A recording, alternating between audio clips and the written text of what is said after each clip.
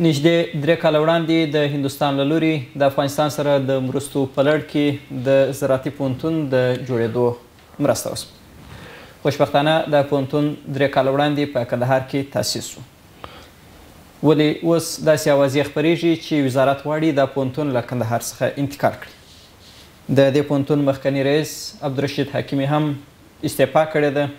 د په وینا د استعفا لامل همدا دی چې وزارت د پوهنتون ته پاملرنه نه کوي او غواړي د پوهنتون یو بل ولایت ته انتقال کړي. اوس د وزارت له لوري د کندهار پوهنتون رئیس ډاکټر صاحب حضرت میر توتاخیل د دې پوهنتون د سرپرست رئیس په توګه ټاکل شوی. دا چې آیا رښتیا وزارت غواړي د پوهنتون انتقال کړي او که یا او بل د هند او وزارت له لوري د دې پوهنتون سره دا مهال کومې مرستې کیږي او د دې پوهنتون آینده حالت به په څه ډول وي. په همدې اړه مې ډاکټر صاحب حضرت میر توتاخیل ته بلنه ورکړې ده. ډاکټر صاحب ښه راغلاست. تشکر، مننه کور رمضان. ډېره مننه چې زموږ بلنه ومنله. ډاکټر صاحب داسې اوازې وې مخکې چې وزارت غواړي د پوهنتون بل ولایت ته انتقال کړي او بل دا چې د پوهنتون وزارت کومه مرسته هم نه ورسره کوي. آیا دا اوازې رښتیا وې که څنګه؟ د لوی او مهربان چښتن تعالی په سپېڅلي نامه په لومړی قدم کې د ملي راډیو ټلویزیون ټولو درنو تخنیکي همکارانو او د قندهار ډیرو شریفو خلکو ته چې ستاسو د تلویزیون له لارې د تاسو د تلویزیون له څپې نه موږ ګوري او یا زموږ اواز اوري خپلې نیکې هیلې او احترامات وړاندې کوم. لکه څنګه چې تا په مخکینیو خبرو کې وویلې د جناب حامد کرزي د وخت د رئیس جمهور په وخت کې یو وخت د هند صدر اعظم او دوی سره کېناستل او دا پوښتنه یې رامنځته کړله چې هندوستان د دومره ډیر نفوس سره بیا هم تاسو خپل غذایي مواد دا څو کاله کېږي خودکفا شوي یئ او ډیر زیات نفوس لرئ او نه دا چې خودکفا شوي یئ بلکې خام مواد د صنعت لپاره هم خپله تولیدوئ. دا تاسو کومه لاره پر مخکې نیولې وه؟ بیا نو هغه دا خبره ورته وکړله چې موږ په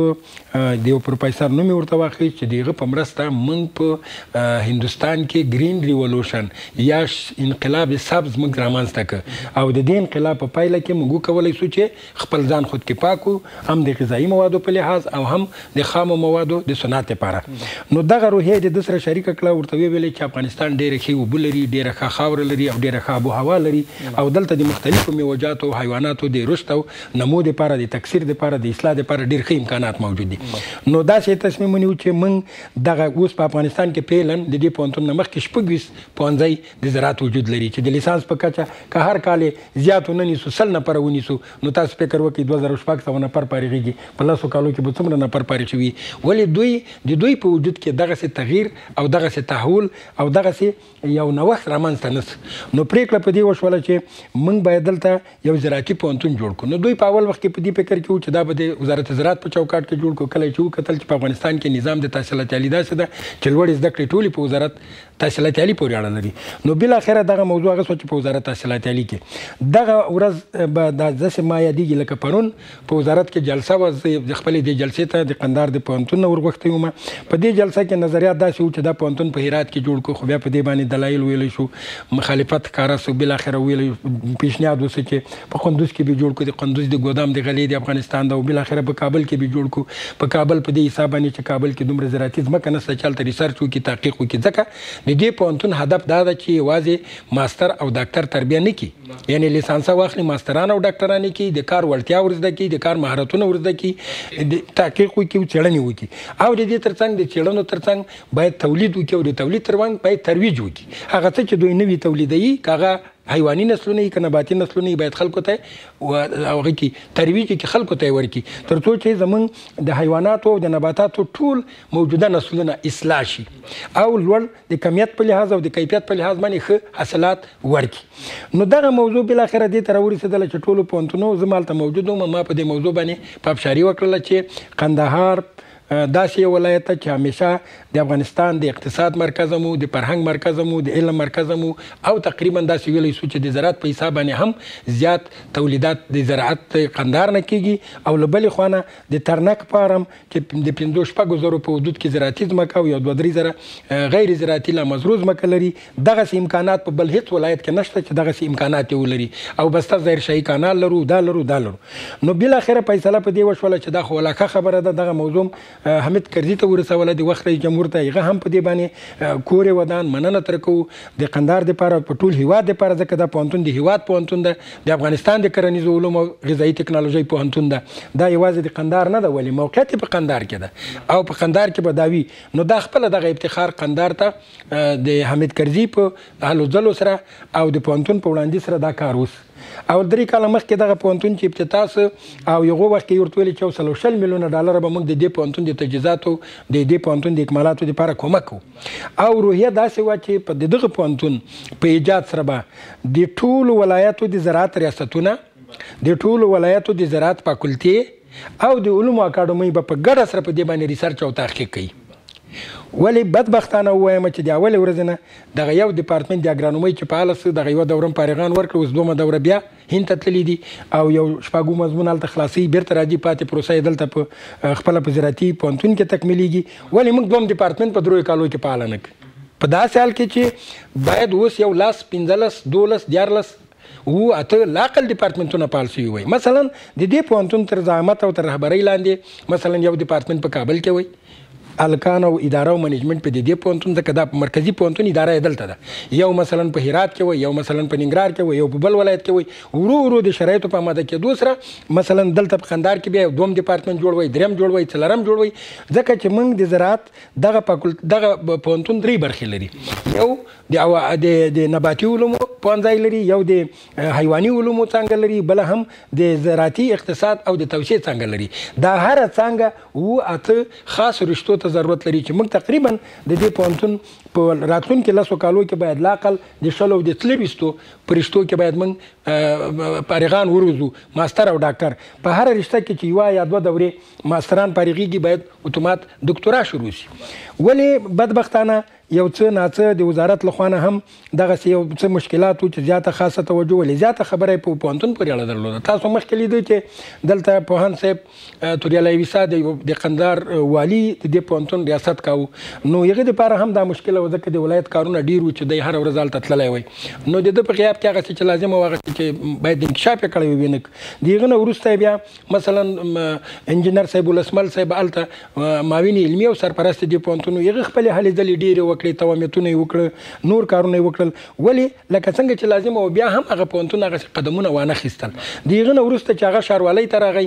هغه حکیمي صاحب هلته پاتې سو حکیمي صاحب د پوهنتون د اړیکو مسؤل معاون او د پوهنتون سرپرستي یې کوله هغه هم په خپل وخت کې خپلې هلې ځلې کړي دي ولې هغسې چې لازمه ده په هغه ډول باندې پوهنتون انکشاف نه ده کړی دا اوس تاسو ته به زه د دې په خاطر نه وایم چې زه د قندهار د پوهنتون مثال راوړم زما 10 کاله دلته پرس قندهار پوهنتون د 3 فاکولټو نه اوس 12 فاکولټي لري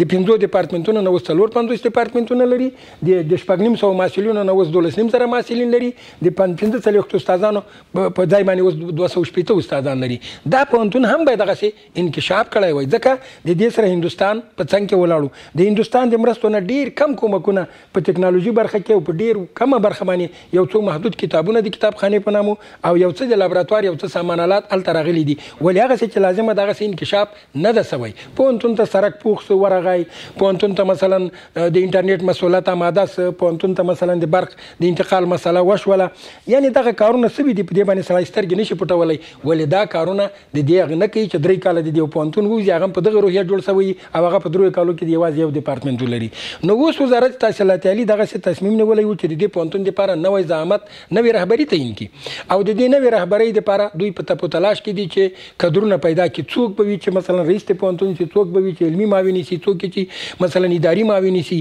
یا مثلا د محصلانو د برخې نور معاونین شي دغه دپاره تپو تلاش کوي نو په پوهنتون کې یو څه ستونزې مشکلات شو زما نه یې دغه هیله وکړله چې تاسو بیا له هغه په قندهار کې تاسو د دې پوهنتون سرپرستي کوئ ما ورته ویل تر هغه پورې چې تاسو رئیس مقرروئ په دواړو سترګو چون د وزارت خبره ده او بل د قندهار خبره ده ما ته د قندهار عزت ډېر ګران ده نو دغه پوهنتون کې زما مکتوب یې راولېږي چې تاسو د دې پوهنتون سرپرستي وکړئ داسې یو پلان دغسې یو برنامه دغسې یو نوشته دغسې یو شی چې پوهنتون دې له دې ځای نه انتقال شي دا فقط افاهاتي دا فقط چټیاتي دا فقط د خلکو د ذهنیتونو خرابول دي مثلا یو له هغو نه مثلا دغه د تاسو وګورئ د وزیر خپل پیغام ده لیکلي دي چې چا دا فیصله کړې ده چې فرضاً پوهنتون د یو بل چېرته انتقال شي نو په دې ترتیب سره همداسې که تاسو د وزارت سایت وګورئ، د وزیر او د معین او د دغو خلکو فیسبوکونه وګورئ. همتمن زموږ د قندهار د پوهنتون سایت ته تاسو مراجعه وکړئ، هلته دغه حقایق ټول روښانه شوي دي. معنا دا نه ده اوس ګوره ما په قندهار کې 10 کاله کار وکړ، زه به تر اوسه پورې به موفق یم، کیدای شي زه اوس موفق نه یم، زما په عوض به یو بل څوک راځي، زه به په ډېره خوشحالۍ سره هغه ته استقبال وایم. د هغه سره که زه هغه انسانیت ورسره کوم په مسلکي لحاظ یو 8 ورځې به دغسې څنګ ته په چوکۍ کې ورسره کېنم، دغه د پوهنتون له ټولو چارو نه به دی نوی رئیس داګاه کوم چې دا کار هلته ده، دا هلته ده، دا هلته ده، له دې ځای نه شروع وکړه. داسې نه لکه 10 کاله مخکې چې زه راغلم په ریاست کې یوه ورقه پاڼه نه وه، نه پلان و، نه ښه و، نه بد و، نه کار و، چې ما زه نه پوهېدلم چې له کوم ځای نه کار شروع کړم. نو په دې خاطر باندې رئیسان دغه دایمي وظیفې نه دي، دا زموږ میراثي نه دي، دا د عامو په اصطلاح چې د حمام لونګ ده، یو ورځ یو څوک تړي، بل ورځ بل څوک تړي. نو دا اضافي خبرې دي هر چا چې کړي دي. موږ د هر یو دلته که هغه وسا صاحب وو، که ولسمل صاحب وو، که حکیمي صاحب وو، د دوی منډې تړلې په هغه خپل وخت کې په خپله اندازه باندې تاییدوو. ولې مشکلات او ستونزې موجود وو. زه تقریبا تر اوسه پورې 2 ځله هلته تللی یم. یو ځل مې دا د دوی اداري مسایل او دا د دوی محاسبوي شیانو دپاره رسېد، ځکه کال اخري و، باید دا خلاص شوي وی. او دغه تېره ورځ موږ بله ورځ تللي وو، په 11 تاریخ باندې موږ علمي شورا جلسه درلودله. د علمي شورا دغه د اجنډا یې تا ته معلومه ده چې دغه د اجنډا ده، د دې اجنډا مطابق تر اوسه پورې تاسو فکر وکئ دا پوهنتون 3 فاکولټې لري، لا تر اوسه یې رئیسان نشته. دا فاکولټه په دغه ملاقل باید کاغذیات نه وي، 8-10 ډپارټمنټونه خو باید اوس فعاله شوي وي. همداسې ډپارټمنټونو کار کړی وي، همداسې د علومو اکاډمۍ سره یو رابطه نیولې، همداسې د وزارت زراعت امکاناتونه دوی باید دغه نیولې وي چې وزارت زراعت زموږ سره یو ځای، دې ځای کې به د زراعت ریاست، په هرات کې به د زراعت ریاست، په ننګرهار کې د ننګرهار زراعت ریاست، او په همدې ترتیب سره په کابل کې د کابل زراعت ریاست به دا کار کوي. او ورو ورو موږ باید نورې رشتې فعاله کړې وای، او د هندوستان د دغو کومکونو نه چې 120 میلیونه ډالر یې کړي، موږ باید دلته د بنیادي تاسیساتو د جوړېدو دپاره باید اقدامات کړي وای. همداسې د دې پوهنتون دپاره نورې اړیکې د هندوستان نه پرته د نورو هیوادو سره، دا یوازې مهمه نه ده چې هندوستان به دا پوهنتون ټولې رشتې، موږ باید نورو هیوادو ته هم لاس وروځغوو، نورو هیوادو سره هم د دې پوهنتون د جلب و جذب دپاره کومک باید راجذب کړو، رابطې راجذب کړو، که یوه رشته یو هیواد پر مخ بیایي، بله رشته بل هیواد پر مخ بیایي، او بالاخره دغه پوهنتون هغه ارمانونه چې لري چې موږ د خپلو ظرفیتونو نه چې هغه اوبه دي په افغانستان کې، تاسو پوهېږئ 15 میلیونه متر مکعب اوبه دي، چې 18 د ځمکې نه لاندې او 50 د ځمکې پر مخ دي. ولې د دې ټولو نه موږ یوازې فعلا د 20 میلیونه متر مکعب اوبو نه استفاده کوو، او 55 میلیونه متر مکعب زموږ ګاونډیو هیوادو ته ځي د دې اوبو نه، او هغه ځمکه ښه خاوره چې دلته ښه حاصل ورکوي د مختلفو نباتات. دا پوهنتون په دغه روحیه جوړ شوی چې د دغو امکاناتو نه موږ اعظمي استفاده وکړو تر څو خودکفا شو. دا اوس تاسو وګورئ، دا خو په یو حال نه کېږي چې په 3 کالو کې پوهنتون، ولې دا پوهنتون ورو ورو باید اقدام وکړي، ریسرچ او تحقیق او تولید او دا ټولې خبرې د محصل تر څنګ چې ماستر او ډاکټر تربیه کوو، باید نور کارونه هم وکړي تر څو پورې چې ورو ورو آهسته آهسته موږ خودکفایي ته نږدې سو. نو که داسې نه وي، خو دغه پوهنتون خو بیا د دې جوړېدل او د نورو د زراعت فاکولټو د جوړېدلو مسله څه شی ده؟ تاسو وګورئ، لا تر اوسه دې پوهنتون په 3 کالو کې یو نفر دکتورا ته نه ده لېږلی. ولې؟ تر څو پورې به موږ هندوستان ته محصلین لیږو، ته به راته تدریس وي. پوهنتون په قندهار کې ده، تدریس په هندوستان کې کېږي. موږ باید لومړی خپل ځان د علمي قدرونو په اساس باندې باید خودکفا کړو. دا پوهنتون باید په خپلو پښو ودرېږي. دغه مصارف چې اوس په دغو محصلانو هلته کېږي، دغه مصارفو باندې په دا یوه دوره کې دلته 3 تعمیرونه جوړېږي. موږ ولې دغه پیسې هلته په دغه حساب باندې مصرف کړو؟ نو د وزارت سره هم دغه فکر موجود و. نور دا چې پوهنتون څوک انتقالوي، دا خبرې بې ځایه خبرې دي، هېڅوک نه انتقالوي. موږ تېره ورځ لاړو، فیصله مو وکړله، د دې پوهنتون د هغه دپاره علمي شورا هم جوړه کړله، او د علمي شورا په اجنډا مطابق هم خبرې وکړلې. د پوهنځیو دپاره مشخص کړل چې څوک باید تعین کړو، او په هر پوهنځي کې کوم ډپارټمنټونه فعاله کړو، د هر ډپارټمنټ دپاره مسؤلین تعین کړو، نور اعضا یې تعین کړو. او له ټولو نه مهمه دا ده چې دا پوهنتون باید خپلې کاري کمیټې ولري. مثلا دا پوهنتون تحقیقات کوي، باید تحقیقاتي کمیټه ولري. دا پوهنتون مثلا تضمیني کیفیت خبره ده، د کوالټي اشورنس باید تضمیني کیفیت په هغه ولري. دا پوهنتون یو غټ فارم لري، د سرسبزۍ او چاپیریال کمیټه باید ولري. په همدې ترتیب سره د کریکولم او د نصاب کمیټه ولري. نو د دغه کمیټو د تاسیس لپاره مو هم دغه کمیټې تایید کړلې او په دغه جاري هفته کې چې نن شنبه ده ان شاء الله د دغه کمیټو کار مسؤلین او ټول خبرې به کاري پلانونه وي. نو په تېره ورځ چې موږ تللي وو د ټولو مسؤلینو سره خبرې وکړلې، ټول هم دې ته راوهڅول، ومغه کړل چې دا پوهنتون د چا شخصي کور نه ده، هر څوک په دې کې قرباني ورکوي. د هر چا افتخارات باید دلته په ژوندي بڼه پاتې شي. هېڅ څوک هم د چا له قرباني نه سترګې نشي پټولی. که څوک وایي چې پلاني کار نه ده کړی دا به بې ځایه وي. هغه خو به یو کار کړی خو تر خپل وس او توان او تر خپل امکاناتو به کړی. په دې خاطر باندې زه بیا د عرض کوم چې کار چا دا خبره اورېدلې وي دا خبره درسته نه ده. پوهنتون هېڅوک نه انتقالوي، دا نه یو بکسه ده نه یو بوجۍ ده چې څوک شاته واچوي انتقال کړي. د پوهنتون انتقال په داسې اسانه سره نه کیږي. او لا تاسو به لا تر اوسه اورېدلي هم نه چې په افغانستان کې دا اوس روزګان پوهنتون ورته جوړ کړی د 2 میاشتې کېږي بند و جګړه وه، هغه چا انتقال نه کړ چې درس نسته محصلین تمام ورزار ځای ته ځي شکایت کوي چې زموږ درس څنګه کېږي داسې. نو دا پوهنتون څوک څنګه انتقالولی شي؟ دا هیڅ امکان نه لري او دا بې ځایه اضافي خبرې دي. پوهنتون چې پرمختګ نه دی کړی، یعنې زه په د دې اداره څه مشکل په وزارت کې ده؟ وایي ماشوم چې ونه زاړي ته هېڅوک نه ورکوي. اول حرکت باید له دې پوهنتون نه شروع شي.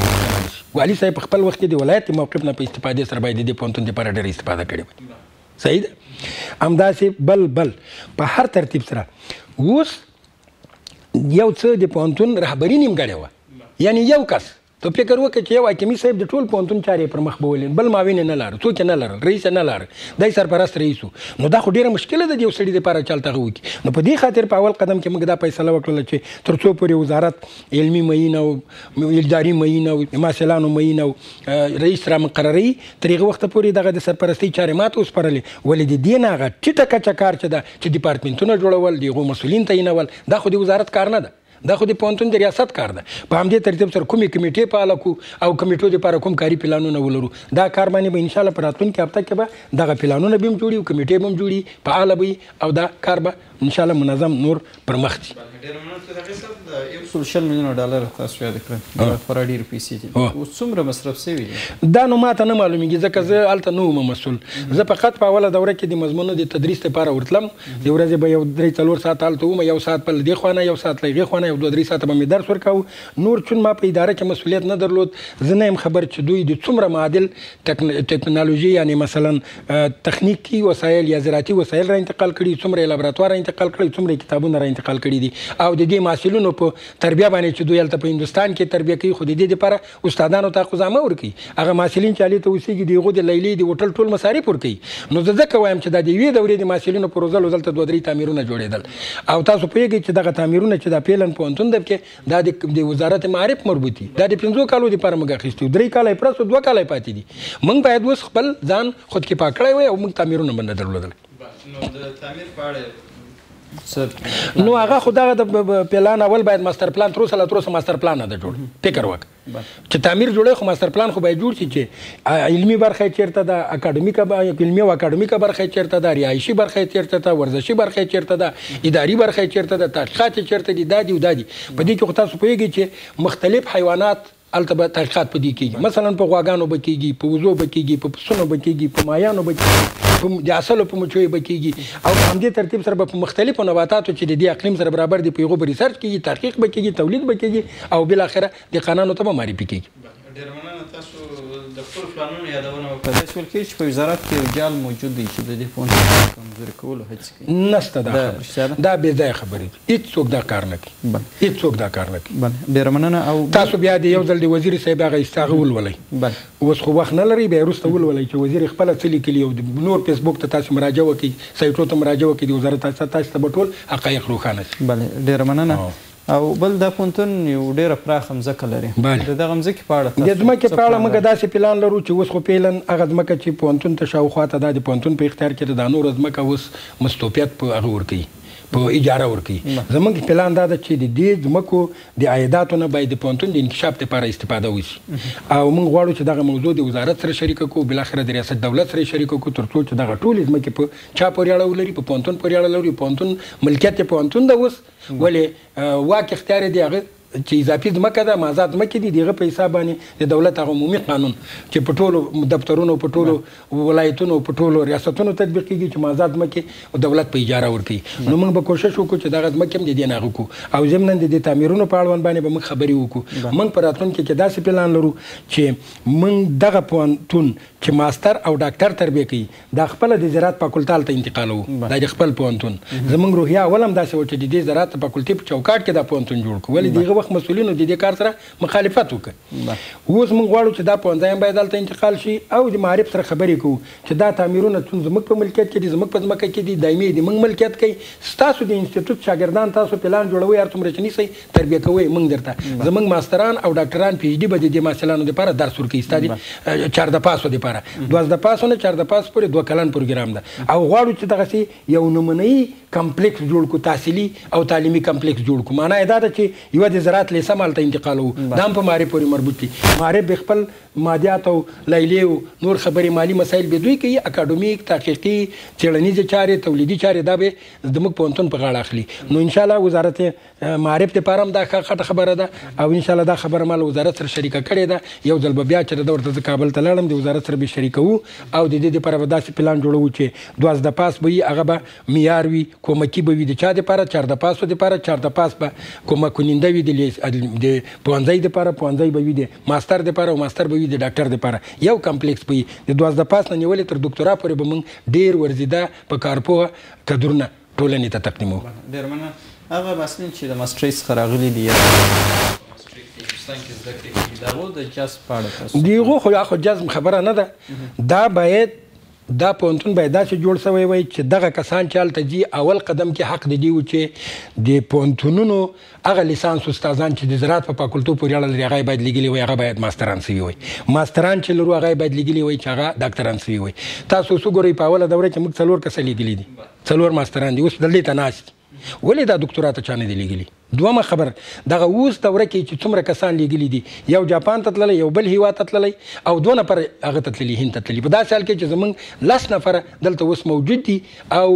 لیسانسه دي او دا باید لیږل شوي وای چې دا باید ماستران شوي وای دا هغه مشکل ټکي دي چې باید دلته په نظر کې نیول شوي وای دا پوهنتون لومړی قدم کې د خپلو اعضاو دپاره یعنې د خپلو ټولو د زراعت فاکولټو د افغانستان ټولې زراعت فاکولټې د دې پوهنتون په چوکاټ کې رانغښتې دي دوی باید خپل لیسانسه ماستر کړي ماستر ډاکټر کړي پس له هغه نه بیا د علومو اکاډمۍ د وزارت زراعت کارمندان او پس له هغه نه آزاد داوطلبان یعنی مینوال چې په آزاده لا تر اوسه په دغه ارګانو کې کار نه کوي ولې غواړي چې ماستري واخلي ولې اوس تاسو وینئ چې د هغه له جملې څخه اوس یوازې دغه سکل 4 تنه تللي دي 2 تنه تللي 2 نورو هیوادو ته تللي 2 دغه د هندوستان په پروګرام برنامه کې تللي په داسې حال کې چې دا باید دا پاتې ټول کسان باید په دې دوره کې تللي وای دا د خپل پوهنتون خو یې لیږلي وي هغه خو استادان دي برحال معاش اخلي دا اوس چې په روز کال راغلي دي دا 4 نفره چې ماسترۍ لري هیڅ نوکاري پلان نه لري نه د فاکولټي مسؤلیت ور په غاړه شوی نه د ډپارټمنټ مسؤلیت ور په غاړه شوی نه کوم پلان لري نه کوم کار لري فقط جیو راځي معاش اخلي ډېره مننه یو مسله د موضوع څخه باندې هغه د سویل کېږي سږ کال د کانکور د نیټو په اړه ځینې بله د کانکور د کمیټو په رابطه باندې دغه وړاندیز د ګرمسیرو پوهنتونونو په خاص ډول د موږ له خوا نه همیشه وزارت ته وړاندې کېده زموږ به چې فارغان به موږ په جوزا کې فارغان ورکړه د جوزا نه تر قوسه پورې به کانکور ته انتظار باسه په قوس او جدي کې به کانکور په حمل کې به نتایج اعلان شول تر 15 دسمبر پورې به یا تر اول د میزانه پورې به بیا تحصیل ته انتظار باسه تقریبا 15-14 میاشتې وخت دوی ضایع کېده نو اوس د دې په خاطر چې دغه سیستم د نړیوال سیستم سره برابر شي او موږ په دا ټول ګرمسیرو هیوادو ته هغه ته ولایاتو ته هم خاصه توجه کړي تاسو پوهیږئ چې فراه هلمند قندهار لغمان ننګرهار دا ټول